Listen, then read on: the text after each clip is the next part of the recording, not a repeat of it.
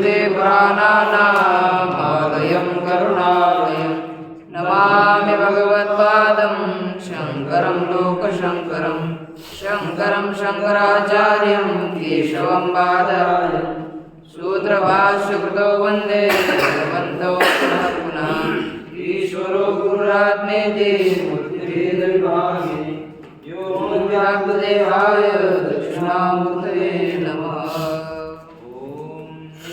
जलधररुचे गोपवधूषितकुलचौराय तस्मै कृष्णाय नमः। संसारमयीर्वस्य बीजाय। दूसरा पुस्तक पढ़ रहे श्री भगवान पांडुरंग परमात्मा श्री ज्ञानोबा जगद्गुरु तुकाराम महाराज श्री संत एकनाथ महाराज आदि गुरु श्री शंकराचार्य इत्यादि सब संतों के अलौकिक प्रयत्नों की कृपा से न्याय सिद्धांत मुक्तावली का विचार करते हुए न्याय सिद्धांत मुक्तावली के द्रव्य निरूपण इस प्रकरण का विचार पूरा हुआ। अब इसके पश्चात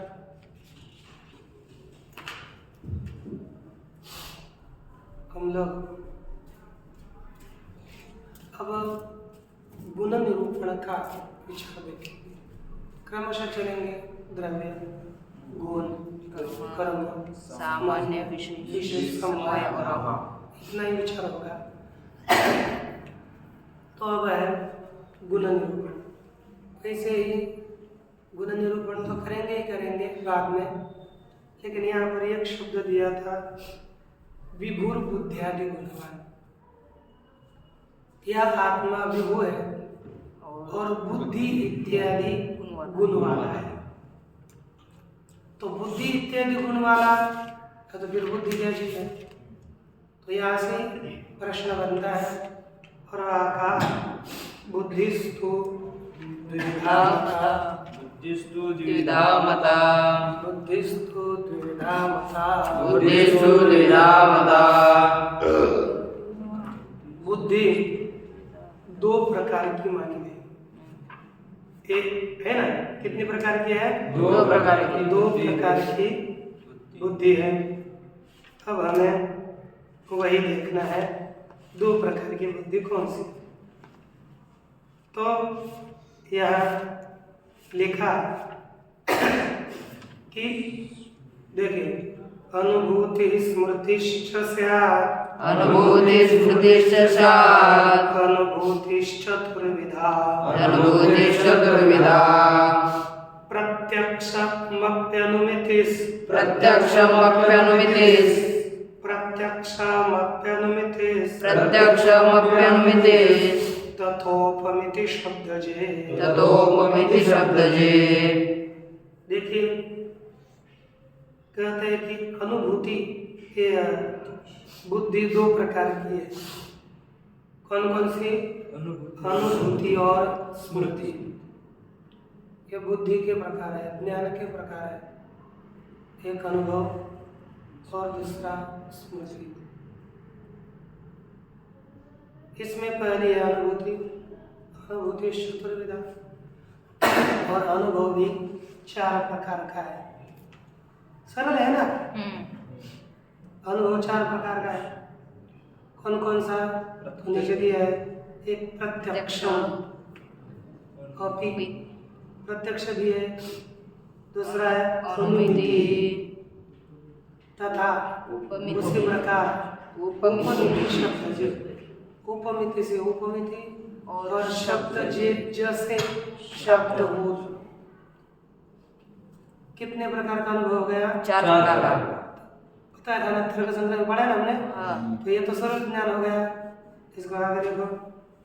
अत्र एव प्रसंगात बुद्धे कतिपयम प्रपंचम दर्शयति। अत्र एव म्हणजे यहाँ पर ही म्हणजे मराठी है ना, यहाँ पर ही प्रसंग से बुद्धे बुद्धि के कतिपय बुद्धि का कुछ प्रपंच अर्थात विस्तार दिखाते हैं। क्या करते हैं? विस्तार दिखाते हैं। किससे दिखाते हैं? लेकिन प्रसंग से, अर्थात प्रसंग संगति से। प्रसंग किसे कहते हैं? नीचे लिखा है टीका में, ऊपर से 5वीं पंक्ति, प्रसंगत्वम स्मृतस्य उपेक्षा नरत्वम। जिसका स्मरण हुआ है ना, स्मृत के उपेक्षा की अयोग्यता, जो स्मरण किया हुआ है वो उपेक्षा के योग्य न होना, उपेक्षा के योग्य न होना, यही क्या है? प्रसंग। एक आदि का स्मरण हो गया और फिर वह उपेक्षा करने लायक न होना, यही प्रसंग है। अब देखो बुद्धिस्त्विति क्या लिखा है? एक एक पद, यहाँ पर ज्यादा दौड़ने की आवश्यकता नहीं है। ध्यान दीजिए, बुद्धिस्त्विति ये प्रतीक है। अब बुद्धि तो द्विधा, बुद्धि कितने प्रकार की? 2 प्रकार की। अब उसका द्वैविध्यम युत्पादयते, द्विविधता, द्वैविध्य का उत्पादन कथन प्रस्तुत में करते हैं। देखिए अनुभूति रीति।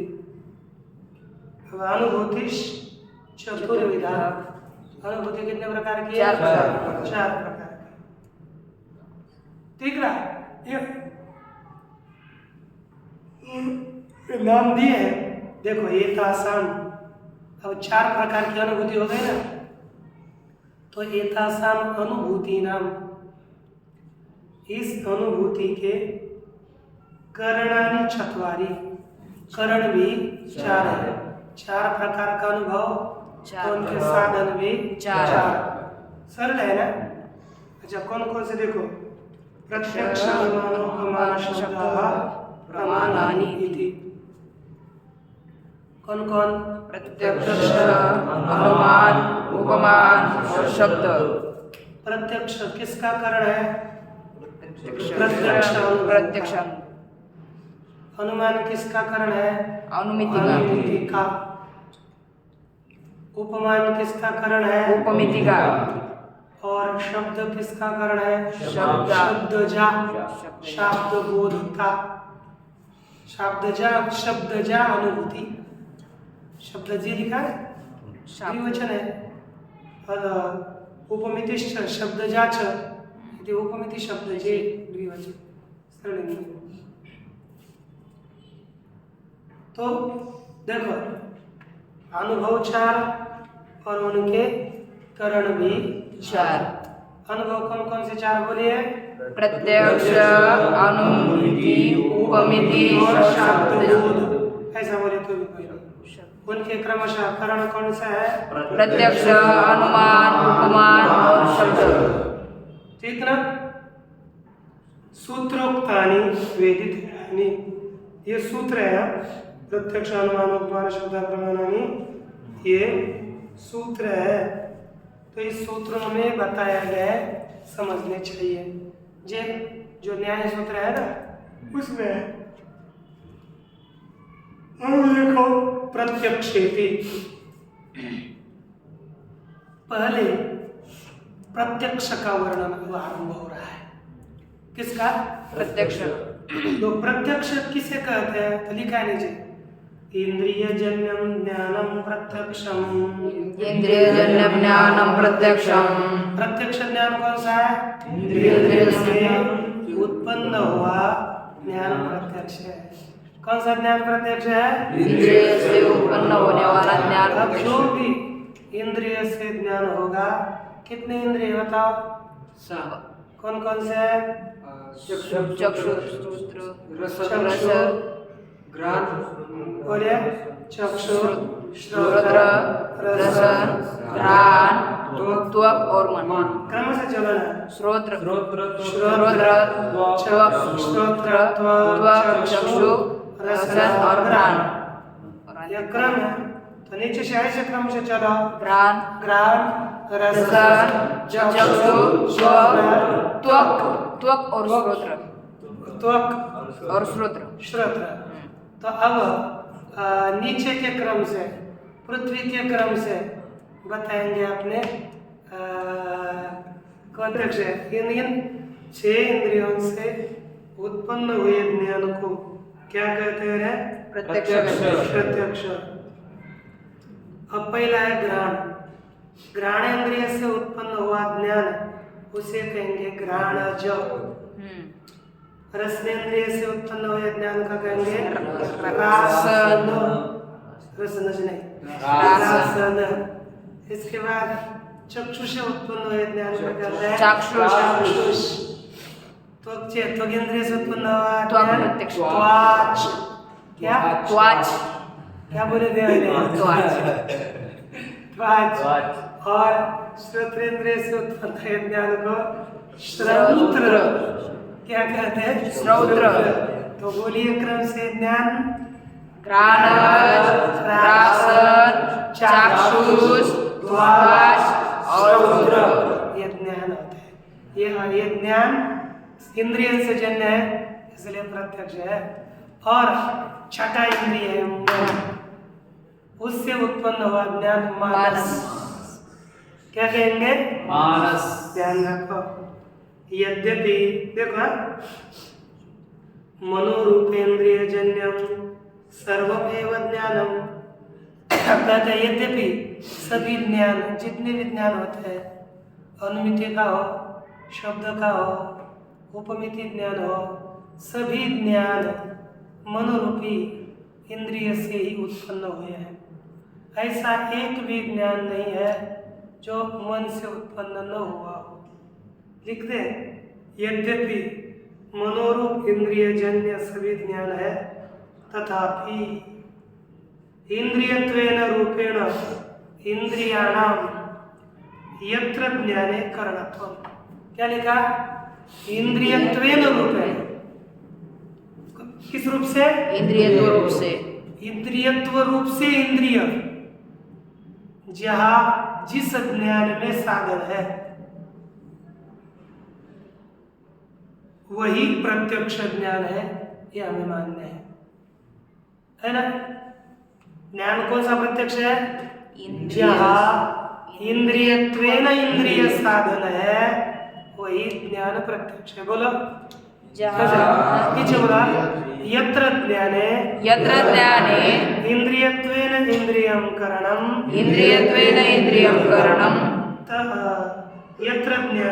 यत्र ज्ञाने इंद्रियत्वेन रूपेण इंद्रियं करणम तत् ज्ञानम प्रत्यक्षम। है कि नहीं? जहाँ इंद्रिय तो साधन है, चक्षुरेंद्रिय साधन है, श्रोत्रेंद्रिय साधन है, सब साधन है, मन भी साधन है, लेकिन मन इंद्रियत्व रूप से जहाँ जिस ज्ञान में करण है वही ज्ञान प्रत्यक्ष है। मन इंद्रियत्व रूप से जहाँ करण नहीं है वह ज्ञान प्रत्यक्ष नहीं हो सकता। देखो क्योंकि दूसरी पंक्ति में अयम भाव, इसका तात्पर्य अर्थ क्या है? दूसरी पंक्ति में अयम भाव मनसी धर्म द्वयम वर्तते। मन में 2 धर्म रहते हैं, एक इंद्रियत्वम और दूसरा मनस्त्वम। कौन कौन से? इंद्रियत्व और मनस्त्व। ये 2 धर्म मन में रहते हैं। सकल ज्ञान के प्रति मनस्त्वेन कारण है। क्या? सकल ज्ञानों के प्रति मनस्त्वेन कारण है, इंद्रियत्वेन नहीं। और आत्म ज्ञान और आत्मा में रहने वाले बुद्धि आदि धर्म, सुख आदि धर्म के ज्ञान में मन इंद्रियत्वेन कारण है। किसमें मन इंद्रियत्वेन कारण है? आत्मज्ञान और आत्मा में रहने वाले सुख आदि, इनके ज्ञान में मन इंद्रियत्वेन कारण है।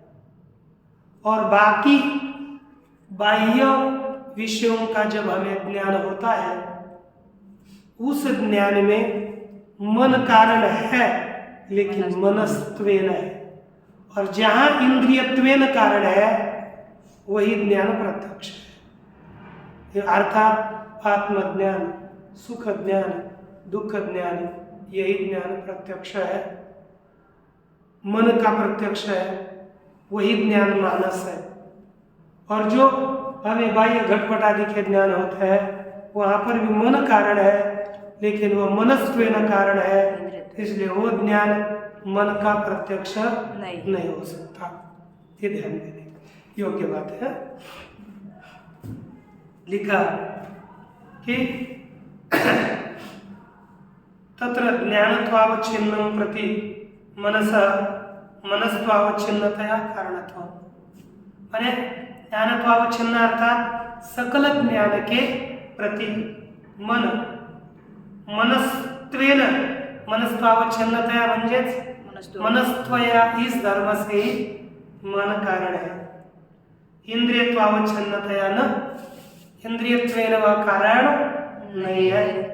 प्रत्यक्ष मात्रम प्रतितु, जब प्रत्यक्ष हो रहा है ना, केवल प्रत्यक्ष आत्मादियों का, तब मन इंद्रियत्वेन कारण है, यह हमें समझना चाहिए। ठीक ना?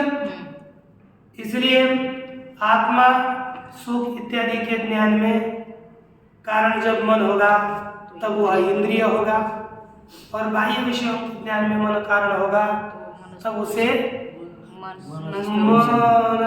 मनस्त्व, इंद्रिय नहीं। देखो, बाह्य इंद्रिय, बाह्य विषयों का ज्ञान होता है तब एक न्याय की भी प्रक्रिया है। जैसे वेदांत की बाह्य ज्ञान के लिए प्रक्रिया है, ऐसे ही न्याय की भी अपनी प्रक्रिया है। क्या होता है? आत्म मनस संयोग। ठीक, पहला आत्म मनस संयोग, मन इंद्रिय संयोग और इंद्रिय विषय संयोग। इस क्रम से विषयेंद्रिय संयोग, इंद्रिय मनस संयोग और मन आत्म संयोग, इस क्रम से आत्मा को बाह्य विषयों का ज्ञान होता है। तो बीच में मन है लेकिन मनस्त्वेन है, इंद्रियत्वेन नहीं। अब एक संदेह होता है कि महाराज आपने कहा इंद्रिय जन्य ज्ञान प्रत्यक्ष है, इंद्रिय जन्य ज्ञान प्रत्यक्ष है, तो ईश्वर में तो इंद्रिय ही नहीं, तो इंद्रिय जन्य ज्ञान कहाँ गया? इंद्रिय ईश्वर का ज्ञान जन्य नहीं।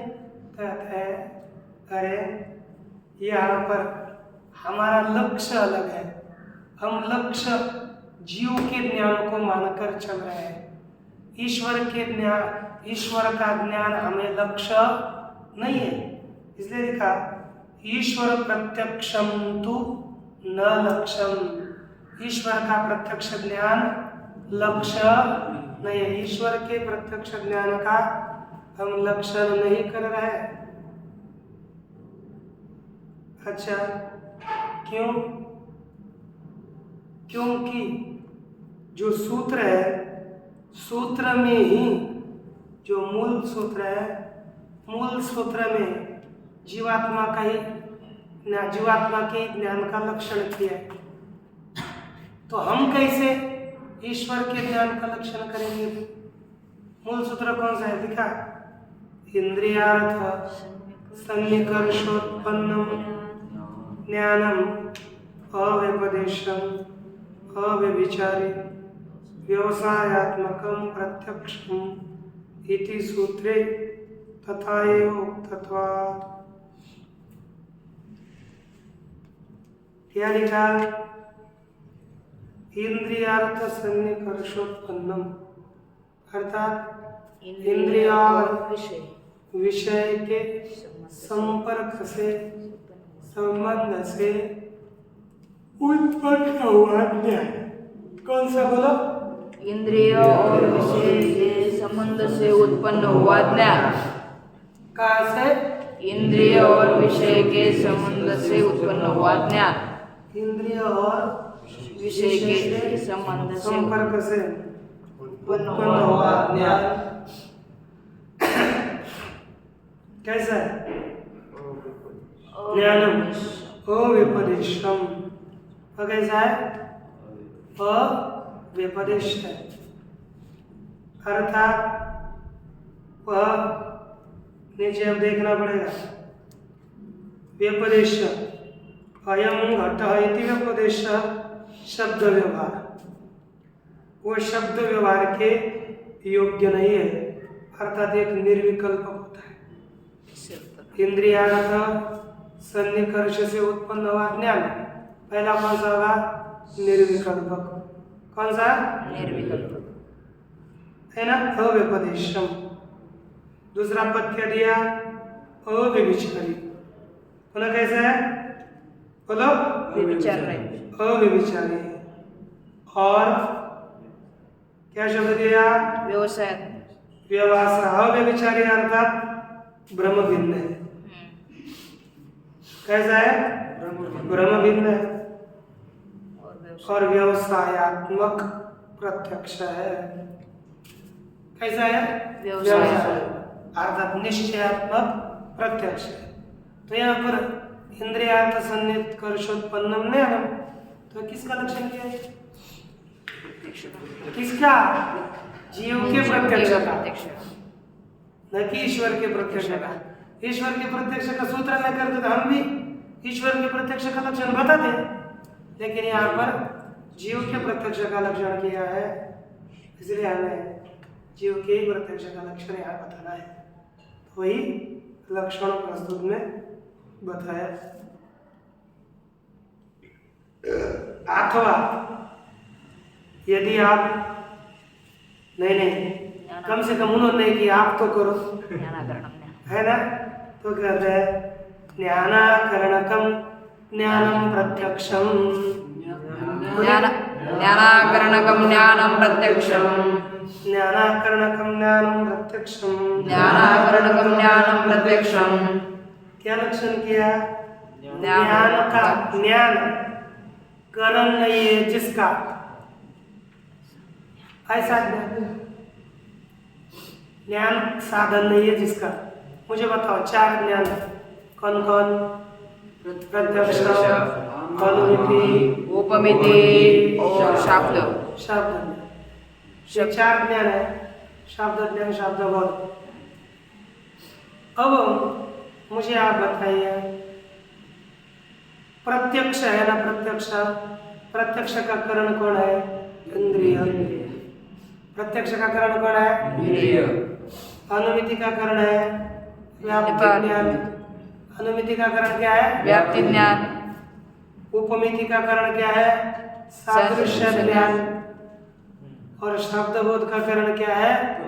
पद ज्ञान। बताओ प्रत्यक्ष का करण क्या है? इंद्रिय। हाँ, प्रत्यक्ष का करण इंद्रिय। अनुमिति का करण व्याप्ति ज्ञान। उपमिति का करण सादृश्य ज्ञान। और शब्दबोध का करण पद ज्ञान। मुझे बताओ शब्दबोध का करण कौन है? पद ज्ञान। तो करण कौन हो गया? ज्ञान, पद ज्ञान। उपमिति का करण कौन है? सादृश्य ज्ञान। तो उपमिति का ही करण हो गया सादृश्य ज्ञान, ज्ञानीकरण है। अनुमिति का करण क्या है? क्या है? व्याप्ति ज्ञान। तो अनुमिति का करण क्या हो गया? व्याप्ति। तो इन तीनों का, उपमिति, अनुमिति और शब्दबोध, इनका करण कौन हो गया? ज्ञान। और प्रत्यक्ष का करण कौन है? इंद्रिय। तो ज्ञान करण नहीं है जिसका, ऐसा ज्ञान कौन सा है? प्रत्यक्ष। ज्ञान करण नहीं है जिसका, ऐसा ज्ञान कौन हो गया? प्रत्यक्ष ज्ञान। ज्ञान अकरण है जिसका, ऐसा ज्ञान प्रत्यक्ष। तो ज्ञानाकरण ज्ञान प्रत्यक्ष। तो यही किसका लक्षण हो गया? प्रत्यक्ष। क्या लक्षण किया? ज्ञानाकरणकं ज्ञानं प्रत्यक्षं ज्ञानाकरणकत्वे सति ज्ञानत्वं प्रत्यक्षस्य लक्षणं। पुनः बोलिए। ज्ञानाकरणकत्वे सति ज्ञानत्वं प्रत्यक्षस्य लक्षणं। ज्ञानाकरणकत्वे सति ज्ञानत्वं प्रत्यक्षस्य लक्षणं। यह प्रत्यक्ष का लक्षण होता है। ईश्वर प्रत्यक्ष नहीं, अब सकल प्रत्यक्ष ईश्वर का ही है। ये जीव में भी चला जाएगा और ईश्वर में भी चला जाएगा, क्योंकि ईश्वर को ज्ञान ही नहीं, करण ही नहीं है। तो ज्ञान नहीं करण जिसका, तो ईश्वर को ज्ञान हो रहा है, वो प्रत्यक्ष है। जीव को भी हो रहा है, उसका भी ज्ञान करण नहीं है, तो वो भी ज्ञानाकरण हो गया, तो प्रत्यक्ष है। देखो, एक एक की सिद्धि करते हैं। अनुमितौ, देखो अनुमितौ, अनुमित क्या? व्याप्ति ज्ञानस्य करणत्वम है कि नहीं? अनुमिति में व्याप्ति ज्ञान की करणता है। उपमितौ सादृश्य ज्ञानस्य करणता, उपमिति में सादृश्य ज्ञान करण है। शाब्द बोध में पद ज्ञान करण है। स्मृति में अनुभव करण है। तत्र तत्र नाति, इसलिए उनमें अतिव्याप्ति नहीं होगी। इदम लक्षणम ईश्वर प्रत्यक्ष साधारणम, यह लक्षण ईश्वर के प्रत्यक्ष के साथ साधारण है, सामान्य लक्षण है। यह आप समझिए। इसके पश्चात का विषय हम देखेंगे कल, अनुमिति का वगैरह।